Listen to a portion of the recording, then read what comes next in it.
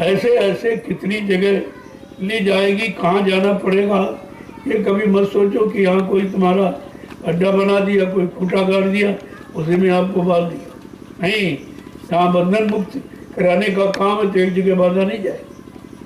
चलते रहो, देखते रहो, चलते रहो, देखते। अब नए लोग आएंगे, उनका भी लगना चाहिए। तुम्हारा तो लग गया, बन गया, उन बेचारों का तो अभी आए नहीं कुछ। जो आने वाले हैं उनके लिए भी तो कोई व्यवस्था बनानी पड़ेगी।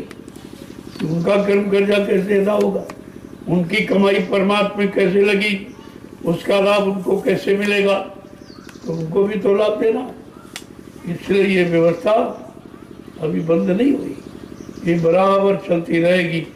क्यों, तुम्हारा गुरु परिवार इतना बड़ा है, इतनी जमीन में गुजारा नहीं हो, दिक्कत पड़ रही। तो निरंतर आपसे एक ही सेवा का आह्वान किया गया, भूम सेवा। वो भी अपने लिए नहीं, आपके लिए, आपके गुरु परिवार की व्यवस्था बनाने के लिए। मैं क्या करूँ, मैं तो कोई मैं तो वहाँ से उठा, यहाँ झोपड़ी में आ गया, और कहीं देखेंगे वहाँ झोपड़ी चला जाए। ऐसा नहीं है। मैं किसी संपत्ति में, सामान में, मान में, सम्मान में बंधा नहीं। पता नहीं कब छोड़ के चल दूँ।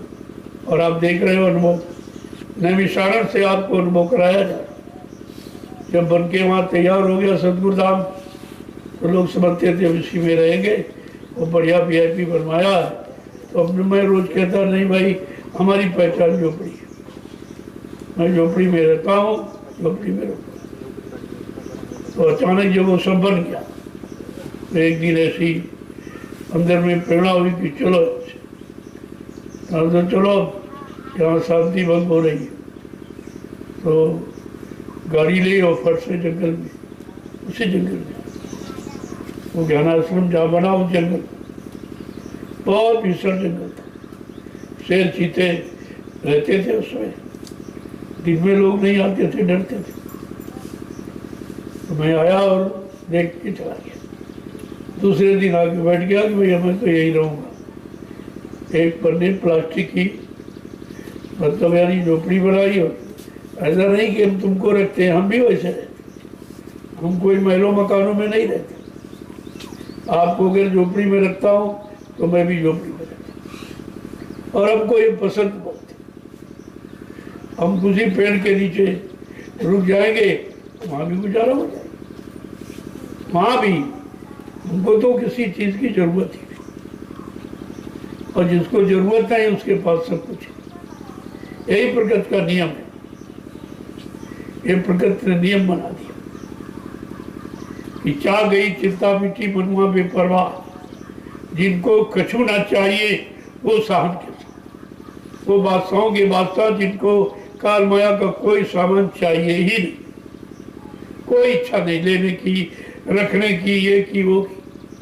आपकी व्यवस्था है, आपके नाम पे देखो कितनी जमीन लेगी, सभापित लोगों के नाम।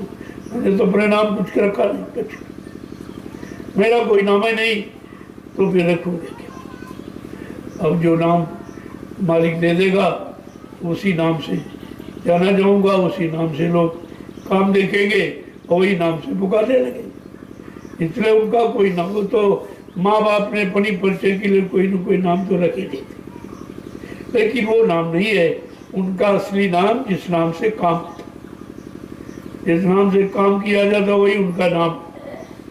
अब ये धीरे धीरे जीव नहीं जानता। अचानक देखिए आप, नाम तो कुछ और शरीर का, लेकिन कहा मैंने जय गुरुदेव नाम को जगाया, सिद्ध किया और उसी से काम कर रहा हूँ।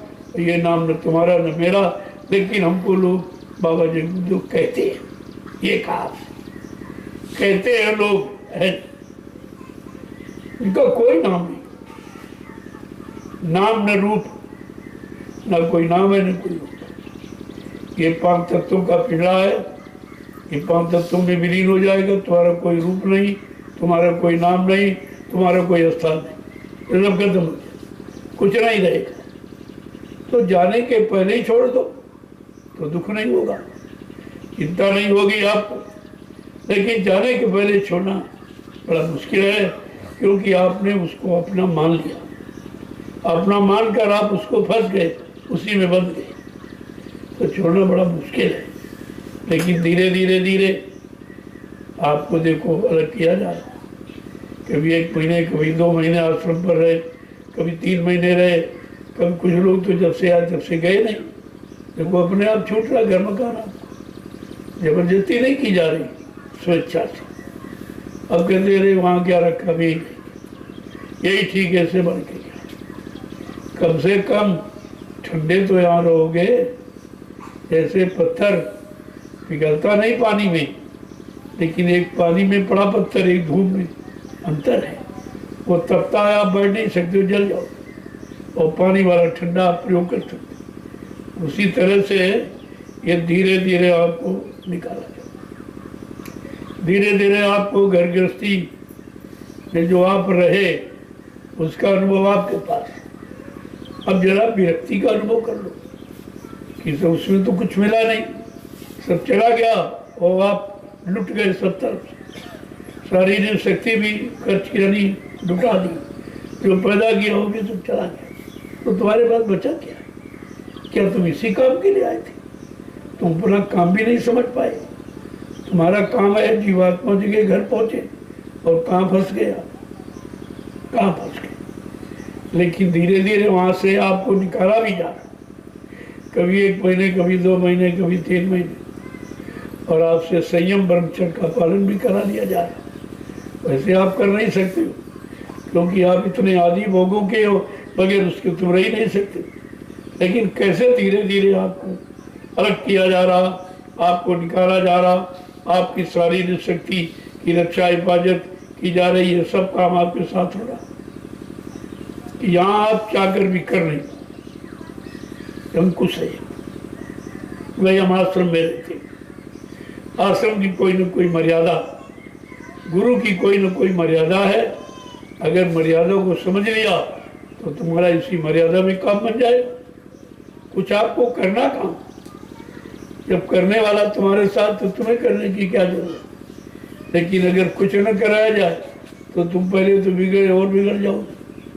तो कहा गया एक बांस गाड़ दिया कि चढ़ो उतरो, चढ़ो उतरो इस पर। ये बांस गाड़ दिया सिमरन का, ध्यान का, भजन का। माला करो, आँख बंद करो, कान बंद करो, माला करो, आँख बंद करो, कान बंद करो।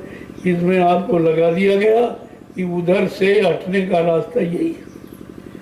इस रास्ते से आप यानी हट भी सकते हो, और ज़्यादा समय देकर अगर कुछ सिद्ध कर लिया तो जा भी सकते हो। वो तो तुम्हारे करने पर और दया करने पर ही होती है। ऐसे नहीं निकाली दया, तो क्या तुम दया को समझ लोगे? क्या अभी तक समझ पाए जो दया की गई या की जा रही उसको भी नहीं समझ पा रहे?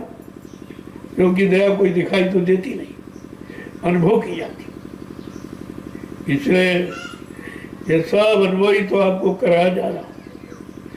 मैं आपको अचानक ज्ञान दिया है, आपको जानकारी नहीं थी, बताया भी नहीं, किसी लिए ले आया ये भी आप नहीं जानते। बस ये है हम आ गए, और आगे तो कोई ना कोई काम आपका हो रहा। इन बचनों को काम तक पहुंचाया जा रहा। कानों से आपने गंदे अश्लील भद्दे शब्दों को सुना, वो भी गंदगी वहाँ। तो जब ये सत्संग वचन जाएंगे तो उस गंदगी को निकाल के बाहर करें, तो धक्का मार के निकाल दें। तो आपका सब तरफ से शुद्धिकरण किया जा रहा। कान शुद्ध है, आँख शुद्ध हो जाए, चलना शुद्ध आपका सही हो जाए, सोचना समझना करना कराना ये सब भाग वाले काम हो गया। वो करना ही क्या, इसको इस मंदिर को आपको सुरक्षित रखना है। ये मानव मंदिर है, इसके मुकाबले कोई मंदिर नहीं। वो सब जड़ है, ये चेतन।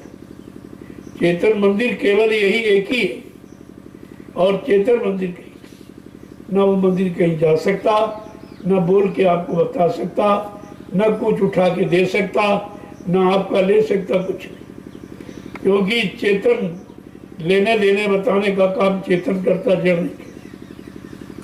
अब बेचारे जब चेतन मिला नहीं तो जड़ ही फंस गए, और इतना फंस गए कि वहाँ से हटना मुश्किल है। कहते नहीं, हमने भी पूजा नहीं की, हमने भी घंटी नहीं हिलाई, हमने शंकर नहीं बजाया, हमने चंदन नहीं लगाया, इसलिए मेरे सब बेचारे फंस गए। लेकिन ये नहीं पूछा कि तुम कहाँ लगा रहे हो, तुमके कहाँ लगाना चाहिए। लगाने वाला कोई हो तब तो तुम्हारे लगाने का लाभ देगा। अब पत्थर में लगा दो तो बेचारे वो क्या लाभ देगा। लेकिन तुम्हारी बुद्धि इतनी पत्थरी हो गई कि तुम अच्छी सच्ची आवाज समझ नहीं पा रहे हो, जड़ चेतन में अंतर नहीं समझ पा रहे हो, तो बिगाड़ा आपने बहुत, इतना बिगाड़ दिया, उसी बिगाड़ में फंसे हो। अब निकलना मुश्किल। जाओ उनसे पूछो कि भाई यहाँ आते हो तो कुछ मिला होगा। तो मिला क्या, फिर क्यों होते हो? आदमी कहाँ जाता, कुछ पाने के लिए जाता, खोने के लिए थोड़ी जाता। तुमको क्या मिला और कितने दिन से कर रहे हो, और जिसका कर रहे हो वही नहीं मिला। कि देवी देवता का नाम लेके आप पूजा पाठ कर रहे हो, यानी उसको बुला रहे हो, क्या कभी वो आया, क्या तुम्हारे बुलाने पर बोला, क्या तुम्हारी कोई मदद की? कदे कुछ नहीं। तो जब कुछ नहीं की तो छोड़ ही नहीं पा रहे। अब आप समझो, जब उसको नहीं छोड़ पाया तो ये चेतन को कैसे पकड़ेगा, चेतन में विश्वास कैसे करेगा, जबकि काम चेतन ही करता, जड़ तो कुछ कर ही नहीं सकता। जड़ माने मुर्दा, ये मुर्दा क्या करे?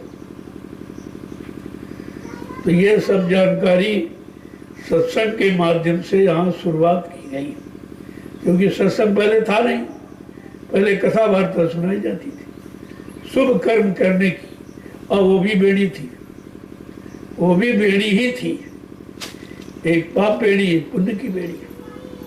और बेड़ी तो दुखदाई होगी, कोई हो, चाहे सोने की हो चाहे लोहे की हो, दुखदाई तो होगी। अब बेड़ी का भाव यानी नहीं रहा, और मतलब यानी अच्छा भाव कर, यार बेड़ी सोने की तो है। अरे सोने की चांदी के लिए वो तो उतनी खलेगी जितनी लोहे वाली, उतनी ये खलेगी। बेड़ी तो बेड़ी है। इन बेड़ियों से तुम कैसे मुक्त हो, उसके लिए आपको सत्संग की महती आवश्यकता है। बगैर सत्संग के कुछ समझ में नहीं आएगा, और उतना सुनो जितना हजम कर सको, और मालिक से फरियाद करो कि हमको सद्बुद्धि सद्ज्ञान दे, आपके वचनों को समझने की, रखने की, और रखकर विश्वास करके उस पर चलने की। ये आपको फरियाद करनी।